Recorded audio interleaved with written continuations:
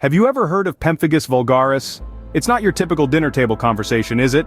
This condition, while not commonly recognized, is a crucial topic in the world of dermatology. Pemphigus vulgaris is a rare, painful disorder that causes blisters, unsightly, uncomfortable, and distressing, on the skin and mucous membranes. Though it might sound like something out of a medical thriller, it's very real and affects people worldwide, albeit rarely. The rarity of this condition, however, doesn't diminish its severity. It's a relentless disease that, if left untreated, can lead to severe complications, even death. Now, before you start avoiding your friends who complain about a blister or two, let me clarify something. Pemphigus vulgaris is not contagious. You can't catch it from someone else and you can't pass it on. So this was an overview of pemphigus vulgaris. But what causes it? Let's dive into that. Now you might be wondering what causes this unusual and severe skin disease. Pemphigus vulgaris, a rare, often debilitating condition, is an autoimmune disorder. This means that the body's immune system, which typically fights off harmful invaders, mistakenly attacks healthy cells, specifically those in the skin and mucous membranes. Imagine your body's defense system turning against its own team. That's the reality for those with pemphigus vulgaris. But what sparks this internal rebellion? The exact cause remains a mystery to medical science. However, certain factors seem to increase one's likelihood of developing the disease. Genetics, for instance, appear to play a role, with some families showing a higher prevalence of the condition. Certain medications too may trigger the onset of pemphigus vulgaris, although this is less common. So it's clear that our own immune system plays a significant role in causing pemphigus vulgaris, but how does it manifest? What are its symptoms? So, how does pemphigus vulgaris present itself? What are the telltale signs of this disease? Well, it all starts with blisters.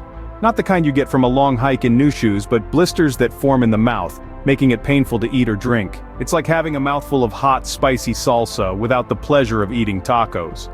Now imagine these blisters not just in your mouth, but spreading to your skin. These aren't typical blisters you'd associate with a burn or a scrape. They're large, they can cover a significant portion of your body, and they can cause a lot of discomfort. It's as if you're wearing a shirt of thistles, prickling you with every move, but the blisters are just one part of the story. Pemphigus vulgaris can also cause sores in the mouth that refuse to heal. It's like having a pizza burn on the roof of your mouth that lasts for weeks, making every meal a challenge. The skin, too, doesn't escape unscathed. It can erode, peel off, and leave raw, tender areas exposed. It's akin to a bad sunburn that peels off layer after layer of skin, leaving you feeling sensitive and raw. These symptoms can be quite distressing, but fortunately, medical science has developed ways to manage pemphigus vulgaris. Let's explore these treatments. So, how do we treat this severe skin disease? What options are available? Well, the treatment of pemphigus vulgaris is typically a multi-pronged approach. At the forefront of this battle are corticosteroids. These drugs reduce inflammation and suppress the immune system, thereby preventing the body from attacking its own skin cells, the primary cause of pemphigus vulgaris. But we don't stop there. Immunosuppressant drugs often accompany corticosteroids in the treatment plan. These medications further dampen the immune response, reducing the likelihood of blister formation. Examples include azathioprine, mycophenolate mofetil, and cyclophosphamide. Now, let's talk about biologics, the new kids on the block. These are drugs that specifically target parts of the immune system. Rituximab, an antibody that targets a protein on B cells, has shown promise in treating pemphigus vulgaris.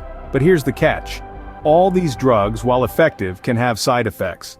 They can make individuals more susceptible to infections. Therefore, doctors carefully monitor patients on these medications. And this brings us to a crucial point. Early diagnosis and treatment of pemphigus vulgaris are essential. The sooner we start the treatment, the better the chances of preventing complications and improving the individual's quality of life. So, to wrap it up, treating pemphigus vulgaris involves a combination of corticosteroids, immunosuppressants, and biologics. And it's a careful balancing act between managing the disease and monitoring for side effects. Remember, early detection and treatment can significantly improve the quality of life for individuals with pemphigus vulgaris. Knowledge is power, and understanding this disease can make all the difference.